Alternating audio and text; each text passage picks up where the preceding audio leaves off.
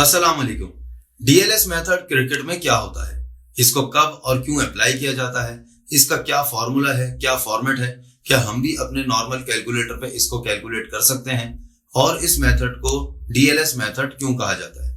तो आज की इस वीडियो में यही सारी चीजें आपको समझाने वाला हूं। तो अक्सर होता क्या है कि आपकी टीम जो कि बिल्कुल विनिंग के पास होती है, लेकिन बदकिस्मती से अचानक से बारिश हो जाती है, खेल रुक जाता है, फिर बारिश के बाद अगेन खेल स्टार्ट होता है, लेकिन इस बार आपको डीएलएस के जरिए डीएलएस मेथड के थ्रू आपको टारगेट को रिवाइज करके दिया जाता है, जो कि किसी पहाड़ से कम नहीं होता।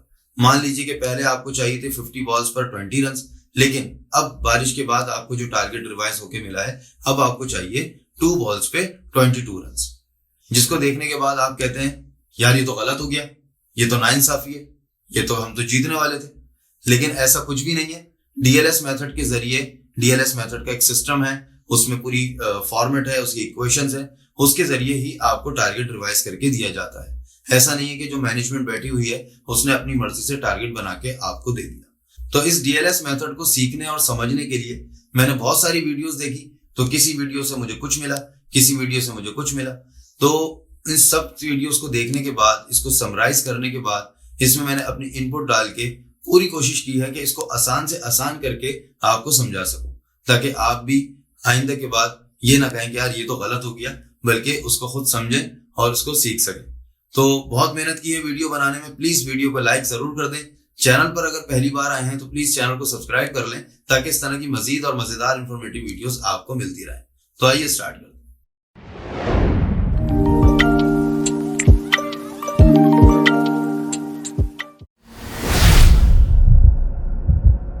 तो सबसे पहले सीख लेते हैं डीएलएस मेथड का फॉर्मूला। तो उसका क्या फॉर्मूला है? टीम 2 की जो रिसोर्सेज हैं उसको डिवाइड करना है टीम 1 की रिसोर्सेज से। जो आंसर हमारे पास आएगा उसको हमने मल्टीप्लाई करना है टीम 1 के स्कोर से। उसके बाद जो हमारे पास आंसर आएगा वो होगा बेसिकली हमारा टीम 2 का रिवाइज टारगेट, यानी कि जो बारिश होने के बाद टारगेट रिवाइज करके हमें देना है वो होगा ये वाला टारगेट। तो अब बात कर लेते हैं टीम 1 के स्कोर की।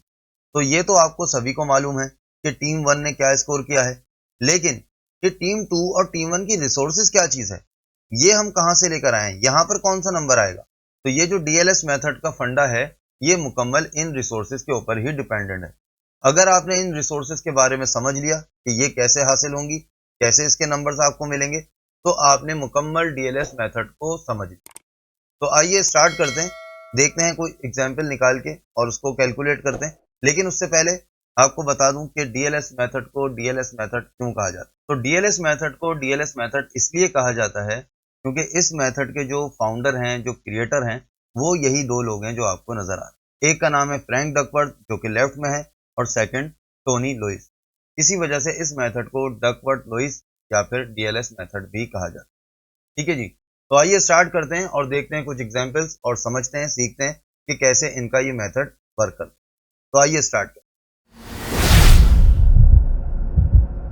एग्जाम्पल नंबर 1 में क्या है, मैच स्टार्ट हुआ, फर्स्ट इनिंग मुकम्मल हुई, 50 ओवर्स मुकम्मल हो गए, सेकंड इनिंग भी स्टार्ट हो गई, लेकिन कुछ ओवर्स के बाद बारिश हो गई, मैच रुक गया, लेकिन बारिश के ना रुकने की वजह से मैच को खत्म कर दिया गया। तो इस वाली एग्जाम्पल को देखिए, टीम 1 ने स्कोर किया 250 run with the loss of 5 wickets in 50 over. Second inning start हुई, टीम 2 ने स्कोर किया 150 run with the loss of 6 wickets in 22 over. तो ये वाली स्टेज पे मजीद खेल जो बाकी था, टीम 2 को रिक्वायर्ड थे मोर 101 रन फ्रॉम 28 ओवर। लेकिन इस स्टेज पर आने के बाद बारिश स्टार्ट हो गई, खेल को रोक दिया गया। बारिश के ना रुकने की वजह से खेल को मुकम्मल तौर पर खत्म कर दिया गया। तो अब जो हमारा टारगेट था स्टार्ट में 251, अब वो रिवाइज हो गया 22 ओवर्स में। तो अब वो किस तरह से होगा, हमने इस डीएलएस के मेथड के फॉर्मूले में पुट करनी है अपनी ये तमाम वैल्यू। तो उसमें सबसे पहले हमारे पास क्या है, हमने देखनी है टीम 2 की रिसोर्सेज जो उन्होंने यूज की। तो इसको देखने के लिए हमें देखना होगा डीएलएस मेथड का ये वाला चार्ट। तो सबसे पहले इस चार्ट को समझिए, ताकि उसके बाद हम अपनी तमाम वैल्यूज डीएलएस मेथड के फॉर्मूले में पुट कर सकें। तो इसमें राइट और लेफ्ट साइड पर आप देख रहे हैं ओवर्स लेफ्ट हैं, कि जितने ओवर्स बाकी हैं वो यहाँ पर लिखे हुए हैं, और टॉप पर हमारी जो विकेट्स लॉस्ट हैं वो लिखी हुई। ठीक है जी। तो अब हमारे टीम 2 का जो स्कोर है उसके मुताबिक हमने देखना है कि हम इस वक्त कहाँ पर हैं। तो हमारे बाकी हैं 28 ओवर्स और विकेट लॉस्ट हुई हैं हमारी 6। ठीक है जी, तो हम आ जाएंगे यहाँ से हम देख लेते हैं, हम आ जाएंगे 28 ओवर्स में और यहाँ से आगे चलेंगे, हमारी विकेट लॉस्ट हुई हैं 6, तो यहाँ पर आके हम रुक जाएंगे। ठीक है जी, तो हम इस वक्त कहाँ पर हैं, 33.2 पर। ठीक है, तो अब आ जाते हैं वापस हम अपनी एक्सेल की शीट में। तो 33.2 जो रिसोर्सेज है, ये वो रिसोर्सेज हैं जो बाकी हैं टीम 2 की।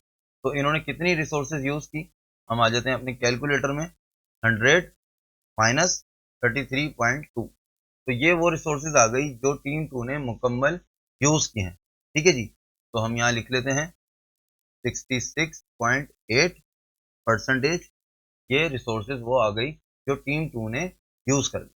अब हमें लिखनी है टीम 1 की रिसोर्सेज जो उन्होंने यूज़ की हैं। तो यहाँ पर मैं आपको बताता चलूँ कि अगर के ओवर्स ख़त्म हो जाएँ और विकेट्स कितनी भी बाकी हों, तो कंसिडर किया जाता है कि फर्स्ट इनिंग ने टीम 1 ने यूज़ कर ली अपनी 100% रिसोर्स। और अगर ऑल आउट हो जाते हैं और ओवर्स बाकी हैं, तो भी कंसिडर किया जाता है कि टीम 1 ने अपनी जो रिसोर्सेज हैं वो 100% यूज़ कर। ठीक है जी, तो यहाँ पर इनके ओवर्स मुकम्मल हो गए, तो हम लिख देंगे 100%। ठीक है जी, अब हमने यहाँ पर लिखना है टीम 1 का स्कोर, तो टीम 1 का स्कोर है 250। ठीक है जी, तो अब हमने क्या करना है, हमने यहाँ पर फॉर्मूला लगाना है और देखना है कि 66.8% को हम डिवाइड करेंगे 100% से, और फिर जो आंसर आएगा उसको हम मल्टीप्लाई करेंगे 250 यानी टीम 1 के स्कोर। तो यहाँ पर मैं फॉर्मूला यूज़ करता हूँ, is equal to sum bracket open और सेलेक्ट कर लेता हूँ टीम 2 की रिसोर्सेज को डिवाइड करता हूँ टीम 1 की रिसोर्सेज से, और फिर इसको मल्टीप्लाई कर देता हूँ टीम 1 के स्कोर, ब्रैकेट एंटर करूंगा, तो यहाँ पर हमारे पास आंसर आ गया 167। तो जो अब रिवाइज टारगेट है वो हो गया 168।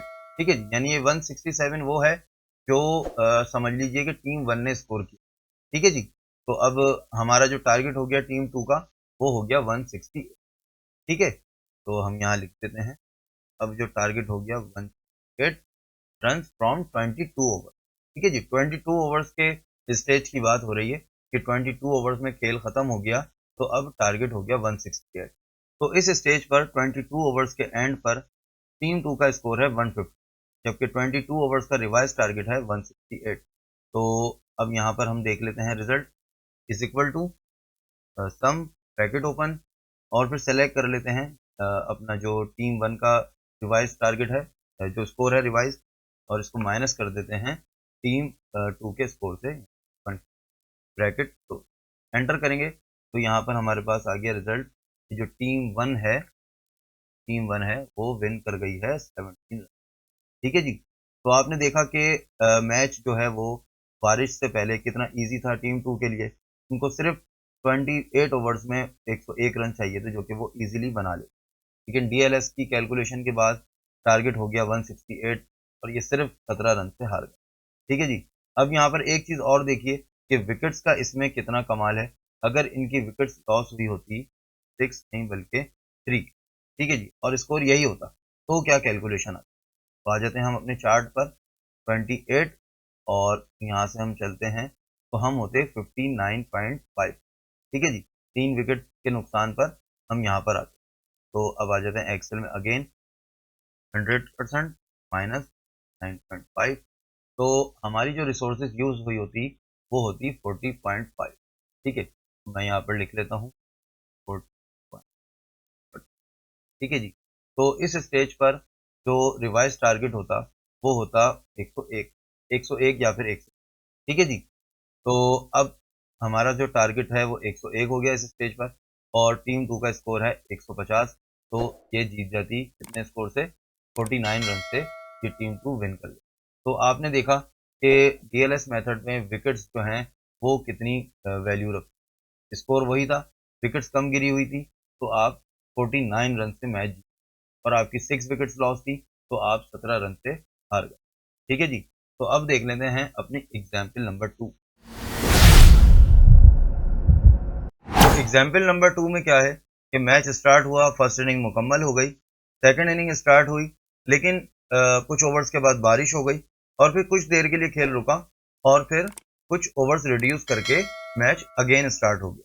ठीक है, तो अब इसमें क्या होता है, तो इस एग्जाम्पल में आप देखिए टीम 1 ने स्कोर किया 300 run with the loss of 5 wickets in 50 overs. Second inning start हुई, टीम 2 ने स्कोर किया 230 run with the loss of 5 wickets in 40 overs.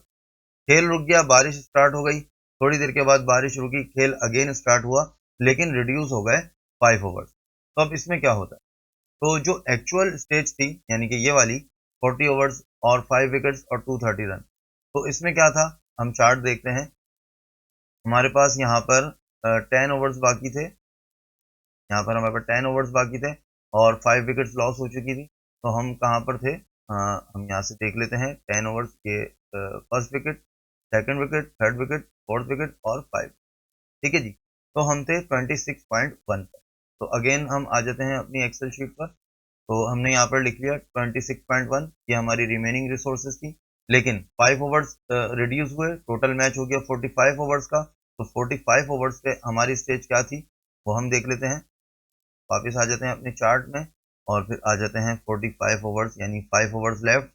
तो हम कहाँ पर होंगे, हम होंगे यहाँ पर 15.4। ठीक है जी, 0 विकेट, 1 2 3 4 5। ठीक है जी, तो अब आ जाते हैं हम अगेन अपनी एक्सेल की शीट में, तो यहाँ पर हमने लिख दिया 15.4।